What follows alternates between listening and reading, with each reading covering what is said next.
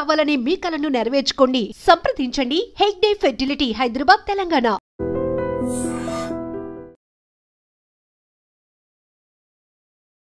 అందరికీ నమస్కారం. నేను Swaroopa Potlapalli. Welcome to trending topic.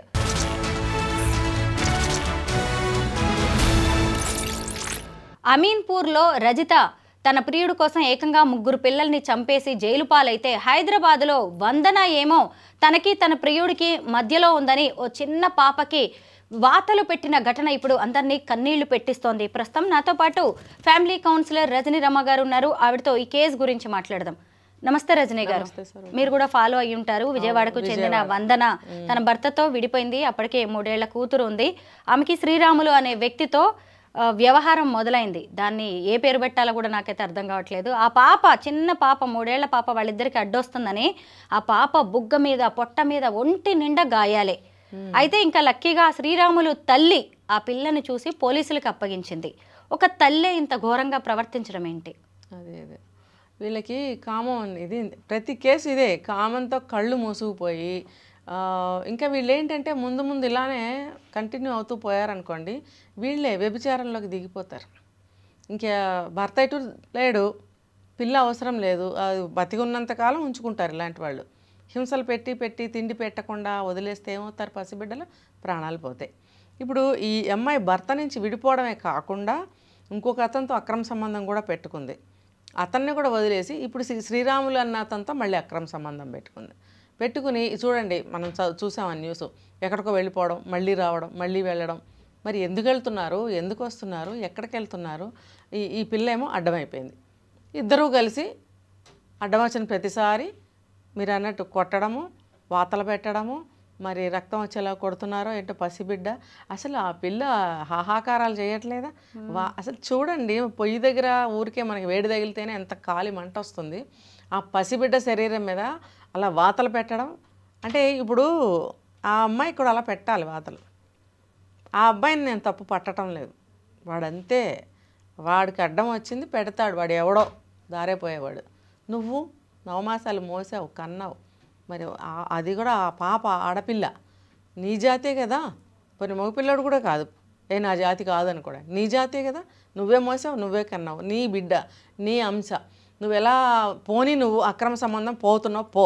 ఆ పాపను ఎందుకు హింస పెట్టాలి? నీకు అన్న అడ్డం వచ్చిందా? చిన్న పాప కదా, కొంచెం పాలు తాగి ఏదో ఇంత కొంచెం తిని పడుకుంటుంది ఆ పాప. నీకు ఏ రకంగా అడ్డం వచ్చింది అంటే ఏంటంటే, నాకు అర్థమైంది వీళ్ళిద్దరూ కలిసి వ్యభిచారాలకి ఎక్కడెక్కడికో పోతున్నారు. నాకు అర్థమైంది. ఇప్పుడు ఇలాంటి వాళ్ళ గురించి మాట్లాడుకుంటే తప్పు కూడా కాదండి, బయట ఇలాంటివి జరుగుతున్నాయి. ఎవడో ఒకడు ఉంటాడు అలాంటి ప్లేస్లకు తీసుకెళ్ళడానికి. సో వీళ్ళిద్దరూ కలిసి ఆ వ్యవహారాలు చేస్తున్నారు అనుకుంటున్నాను. ఈ పిల్ల అడ్డమైపోయింది.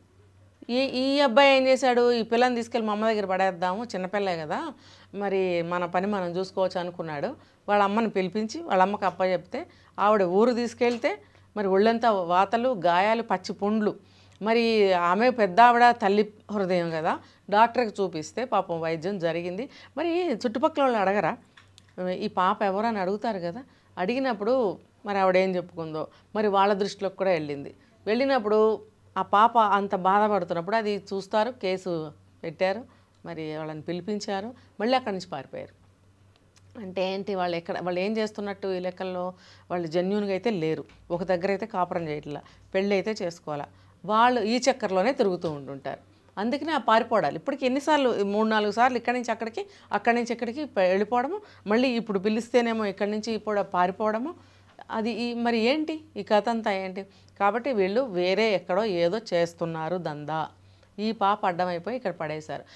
ఈ అబ్బాయి తల్లి పాపం మంచిది కాబట్టి స్త్రీ ఈ పాపను కాపాడింది. నిజంగా అమ్మ హృదయం అంటే అదే కదా. ఎవరి పాప అయితే ఏముంది, ఆవిడని మెచ్చుకోవచ్చు ఈ సందర్భంగా. వీళ్ళు కామంతో కళ్ళు మూసుకుపోయి అన్ని బంధాలని, ఏ బంధానికి విలువ ఇవ్వట్లేదు, ఏ బంధానికి. ఇప్పుడు చూడండి, మనం లేచిన దగ్గర నుంచి అన్ని ఈ కేసులు జరుగుతున్నాయి. మనం ఇలా మాట్లాడుకుంటూ పోవడమే కానీ ఒక్కళ్ళలో కూడా మార్పు వస్తుందా? ఇలా ఈ పసి ప్రాణానికి ఇన్ని వాతలు పెట్టినప్పుడు ఆ పెద్ద ప్రాణానికి ఎన్ని వాతలు పెట్టాలి? ఒళ్ళంతా వాతలు పెట్టాలి, ఒళ్ళంతా గాయాలు చేయాలి. మరి ఎవరు చేయాలి? ఎవరో ఒకళ్ళు పూనుకొని చేయాలి. ఇప్పుడు ఆ అబ్బాయి కూడా ఇందులో కొంత భాగస్వామ్యం. అసలు ఆ అబ్బాయి సంగతి ఏంటి, అది కూడా తేలాలి బయటికి.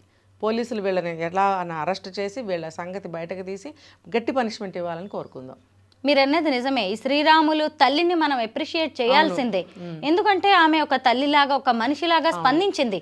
మరి అదే తల్లి హృదయం ఈ వందనకి ఎందుకు లేదనుకోవాలి? అదే నేను చెప్పాను కదా, ఆవిడ మైండ్ బిజినెస్ మైండ్ కాబట్టి ముగ్గురిని మార్చింది, ఇక్కడే ముగ్గురిని మార్చింది. ఇప్పుడు అతనితో కలిసి ఎక్కడెక్కడ తిరుగుతుంది అసలు అది బయటికి తేలాలి.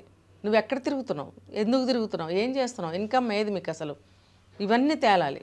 ఇవన్నీ తేలితే కనుక గట్టి శిక్ష వేయాలి ఆమెకి. ఏదో హెచ్చరించి వదిలేయడము, ఏదో ఒక నెల జైలు శిక్ష వేసి వదలడం కాదు. ఈ కేసును కూడా అందులోకే తీసుకోవాలి, పెద్ద కేసులోకే తీసుకోవాలి. ఎందుకు పసిప్రాణం చనిపోతే రేపో ఎవరు బాధ్యులు? అప్పుడు తల్లి లేదు, తండ్రి లేదు, ఆ పిల్ల ఏమైపోవాలి? తల్లిని నువ్వు ఎలా పెంచుకోవాలి? అసలు ఆడతనానికి తల్లితనానికి చాలా అవమానం అండి. ఇలాంటి వాళ్ళు ఉంచకూడదు సొసైటీలో వీళ్ళని. వివాహేతర సంబంధాలు ఈ మధ్య కాలంలో బాగా పెరిగిపోతున్నాయి, కామపిశాచులు అయిపోతున్నారు. ఈ ఆడవాళ్ళు సరే అఫైర్స్ పెట్టుకోవడం అక్కడ దాకా వదిలేయడం కాదు, ఏకంగా భర్తల్ని చంపేస్తున్నారు, పిల్లల్ని చంపేస్తున్నారు. ఇంత దారుణంగా అసలు ఆడ హృదయాలు తయారవడం అనేది మాత్రం ఆశ్చర్యంగా అనిపిస్తుంది. కఠినంగా తయారవుతున్నారు. ఈ కోరికలు ఎక్కువైపోయి వీళ్ళకి ఎక్స్పెక్టేషన్స్, డబ్బు బాగా కావాలి, స్వేచ్ఛ కావాలి, ఇవే వినపడుతున్నాయి. ఇప్పుడు ఎక్కడ చూసినా ఇవే వినపడుతున్నాయి ఇలాంటి స్త్రీల గురించి. ఈ విచ్చలవిడితనం వల్ల, అతి స్వేచ్ఛ వల్ల, ఈ డబ్బు ఆశ వల్ల వీళ్ళకి ఏమీ కనపడటం లేదు. ప్లస్ కామవాంఛలు. మనం లాస్ట్ ఇంటర్వ్యూలో కూడా మాట్లాడుకున్నాం, ఒక జంట అంటే ఒక ఆమె ప్రియుడితో అఫైర్ పెట్టుకొని వాళ్ళిద్దరికి అడ్డుగా ఉన్నాడు అని బాబుని మేడ మీద నుంచి తోసేసింది, 3 ఏళ్ల బాబుని. ఆ అబ్బాయి చనిపోయాడు. ఇప్పుడు ఈ విజయవాడ వందన కేసులో చూసినప్పుడు ఆ పాప ఇంకా అసలు కొద్ది రోజులకి ఏమైపోయేదో అలా జరిగింది. అమీన్పూర్ రజిత అంటే అన్నం పుణ్యం ఎరగని పిల్లలు వీళ్ళందరూ అసలు వాళ్ళ మీద ఇంత క్రూరత్వాన్ని చూపించడాన్ని ఏమనాలి? వీళ్ళని ఎట్లా అడ్డుకట్ట వేయాలంటారు? అడ్డుకట్ట ఏం లేదు. వీళ్ళకి దీనికన్నా ముందు కొంచెం గొడవలు అవుతుంటాయండి ఇంట్లో. గొడవలు అవుతున్నప్పుడు దేని గురించి అవుతుంది, ఎన్నిసార్లు అవుతున్నాయి, ఈ గొడవ ఎటువైపు దారి తీస్తుంది అనేది వాళ్ళకి అర్థం అవుతుంది. ఆ సిచ్యుయేషన్లో వాళ్ళు విడిపోవడం మంచిది. నువ్వు నాకు పుట్టిన పిల్లని నువ్వు చంపవలసిన అవసరం లేదు, లేకపోతే నువ్వు నా కోసం కానీ నా పిల్లల కోసం కానీ నువ్వు ఇక్కడ ఉండవసరం లేదు, నువ్వు వెళ్ళాలనుకుంటే వెళ్ళిపోని పంపించేయడమే. ఆస్తులు కూడా అమ్మాయి పేరు మీద రాశాడు అమీన్పూర్ అయినా, ఆ రజిత అన్న అమ్మాయి పేరు మీద. అంత ప్రేమగా నిన్ను చూసుకుంటున్నప్పుడు, నువ్వు 15 సంవత్సరాల వైవాహిక జీవితం అనుభవించావు, 3 పిల్లల్ని నువ్వు కడుపు చించుకుని కన్నప్పుడు ఇంకా నీకు వేరే వాళ్ళతో అక్రమ సంబంధాలు, వేరే వాళ్ళతో పెళ్ళిళ్ళు అనే కోరికలు నీకు ఎలా కలుగుతున్నాయి? దేవుళ్ళ లాంటి భర్త, రత్నాలు లాంటి పిల్లలు, అసలు అంతకన్నా ఏం కావాలి చెప్పండి? ఇవి ఆ క్షణికమైన కోరికల కోసం వీళ్ళు వెళ్ళిపోతున్నారు. అలాంటప్పుడు వీళ్ళు ముందుగానే వీళ్ళకి అర్థం అవుతుంది. అలా అర్థమైనప్పుడు పంపించేయడమేనండి ఇంట్లో నుంచి, నువ్వు వెళ్ళిపోమ్మా అని చెప్పడమే. వివాహేతర సంబంధాలు ఎందుకు పెరుగుతున్నాయి అంటారు? ముఖ్యంగా ఒక వయసు తర్వాత. అంటే ఇంతకుముందు మగవాళ్ళు ఎక్కువగా అలా ఉండేవాళ్ళు, అఫైర్స్ పెట్టుకోవడం, గుట్టు చప్పుడు కాకుండా ఏదో కానివ్వడం, ఇంట్లో మహిళకి తెలిసినా భార్యకి తెలిసినా కానీ పరువు పోయిద్దని ఆమె కూడా గప్చుప్గా ఉండడం, ఏదైనా గొడవైనా ఇంట్లో నడుస్తూ ఉండేది.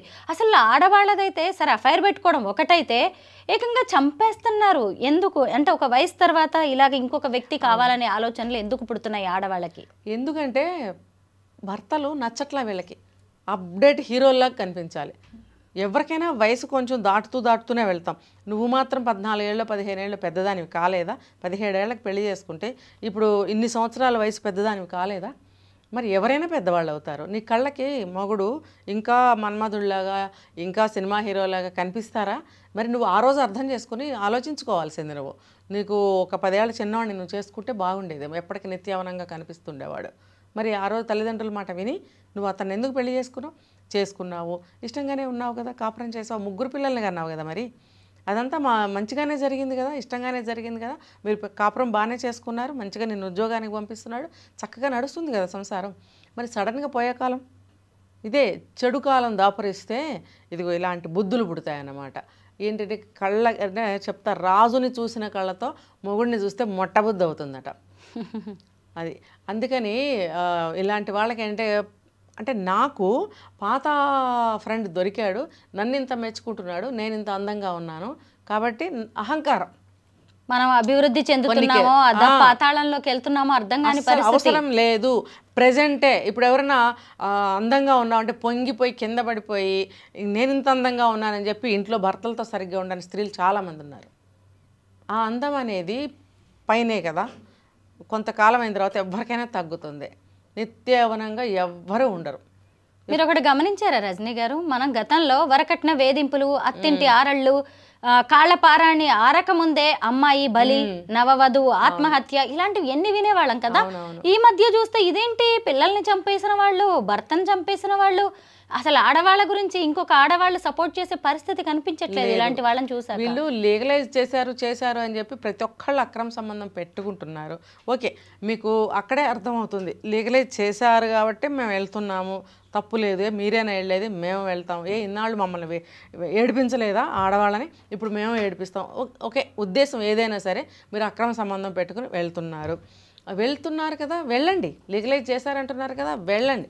మరి ఎందుకు చంపుతున్నారు మీరు అంటే, లోపల మీరు తప్పు చేస్తున్నారు, ఇది సాంప్రదాయానికి విరుద్ధము, స్త్రీలు ఇలా చేయకూడదు అనే భావాలు మీలో ఉన్నాయి కాబట్టే మీరు ఇలా చంపేసుకుని వెళ్ళిపోతున్నారు. తప్పు చేసిన భావన మిమ్మల్ని ఎందుకు పురిగొల్పుతుంది. అంతేగాని ఇలా ఆలోచించుకోండి, పోనీ లీగలైజ్ చేశారుగా మనం పోదాం, ఇదంతా వదిలేసాను అనుకుని పోవచ్చు. చంపవలసిన అవసరం లేదు. అంటే భయం అన్నమాట. భర్త ఏమన్నా అంటాడేమో, చుట్టాలు ఎవరన్నా అంటారేమో, సొసైటీలో ఎవరన్నా అంటారేమో భయంతో చంపేస్తున్నారు వీళ్ళని.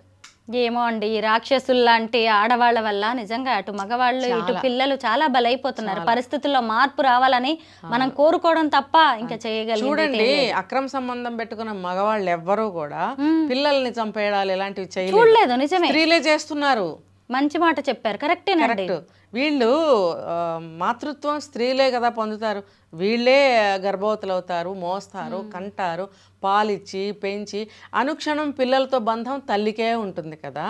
అటువంటి తల్లులు పిల్లల్ని చంపడం ఏంటి? మనం ఇన్నేళ్ళు ఒకవేళ భర్త చనిపోయాడో లేదంటే విడాకులు తీసుకుని విడిపోయారో ఏది జరిగినా ఆ భార్య, ఆ తల్లి పిల్లల్ని పెట్టుకొని ఒక కోడి పిల్లల్ని ఎలా కాపాడుకుంటుందో అలాంటి పరిస్థితులు ఉండేవి. తీర్చిదిద్ది పెద్దవాళ్ళని చేసి ఎంతమంది మహిళలు రెండో పెళ్లి కూడా చేసుకోకుండా ఒంటరిగా ఉన్న దాంట్లోనే గడుపుకుంటా ఎంతమంది మహిళల్ని, ఆదర్శ మూర్తుల్ని మనం చూసాము. నిజంగా తలుచుకుంటేనే నాకు నిజంగా బాధేస్తుందండి. ఇదేంటి బతికుండగానే పిల్లల్ని చంపేయడం ఏంటి? అందుకనే కలికాలం అంటే ఇదేనేమో. చట్టాలు కూడా చూసి చేయాలండి. ఏమో చట్టాల్లో మార్పులు రావాల్సిన అవసరం అయితే నిజంగా గట్టిగా కనిపిస్తుంది. సవరణలన్నా చేయాలి. పరిస్థితుల్లో మార్పు రావాలని కోరుకోవడం తప్ప మీరు నేను ఎవరం చేయగలిగేది అయితే ఏం లేదు. మనుషులు ఎవరికి వాళ్ళే తెలుసుకోవాలి, మన జీవితాలు ఇలా అయిపోతాయి, రేపొద్దున మనకి లైఫ్ ఉండదు అనేది తెలుసుకోవాలి. ఇప్పుడు ఎవరైతే నేరాలు చేశారో వాళ్ళని వదిలేద్దాం. ఇప్పుడు నెక్స్ట్ అందరూ కూడా ఇలాంటి వీడియోలు చూసినప్పుడు గట్టిగా ఆలోచించుకోవాలి. మనం ఏ లైఫ్ని అయితే వేరే అక్రమ సంబంధాలు కానీ ఇంకోటి కానీ వేరే లైఫ్ని మనం కోరుకుంటున్నప్పుడు వీళ్ళని చంపేయాలి అనే సిచ్యువేషన్ వచ్చినప్పుడు నెక్స్ట్ ఏమవుతుంది అనేది ప్రాక్టికల్గా ఆలోచించుకోవాలి ప్రతి ఒక్కళ్ళు. మన మైండ్ని కంట్రోల్ పెట్టుకోవాలి. మనకి దేవుడు ఏ లైఫ్ అయితే ఇచ్చాడో, తల్లిదండ్రులు మనకి ఏ లైఫ్ని అయితే ఇచ్చారో ఆ లైఫ్ని కాపాడుకోవాలి. అంతేగాని ఇక్కడ ఏదైనా సమస్య వచ్చినా లేకపోతే మన మనసు ఏమన్నా అదుపు తప్పి వేరే వైపుకి ఆకర్షితులు అయినా అటువంటి సందర్భాల్లో నెక్స్ట్ రాబోయే ఫలితాలు ఎలా ఉంటాయి అని ముందుగానే ఇమాజిన్ చేసుకోవాల్సిన అవసరం చాలా ఉంది. తప్పుదారి పడుతున్న వాళ్ళు ఆలోచింపజేసేలాగా ఉన్నాయండి మీ మాటలు అయితే. Thank you so much Rajani గారు.